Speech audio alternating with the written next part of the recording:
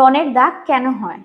যদি ব্রণের সাইজ আকারে বড় হয় এবং পুঁজযুক্ত ব্রণ হয়, সিস্টিক অ্যাকনে হলে, ব্রণকে নখ দিয়ে চাপাচাপি বা খোঁচাখুচি করলে, দেরিতে ব্রণের চিকিৎসা শুরু করলে, সান প্রোটেকশন ইউজ না করলে, অনেকের কিন্তু জেনেটিক্যালি দাগ হওয়ার প্রবণতা বেশি থাকে, সেক্ষেত্রে ব্রণের দাগ হতে পারে। কিভাবে ব্রণের দাগকে প্রতিরোধ করবেন?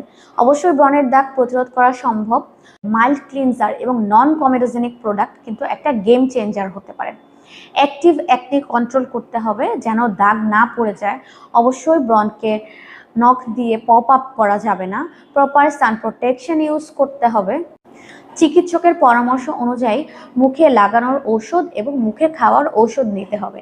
এবং ব্রণের দাগ দূর করার জন্য অ্যাডভান্স কিছু ট্রিটমেন্ট আমাদের রয়েছে, যেমন mild chemical peeling, laser treatment, carbon laser treatment, এগুলো আপনি নিতে পারেন ব্রণের দাগকে খুব দ্রুত কমানোর জন্য।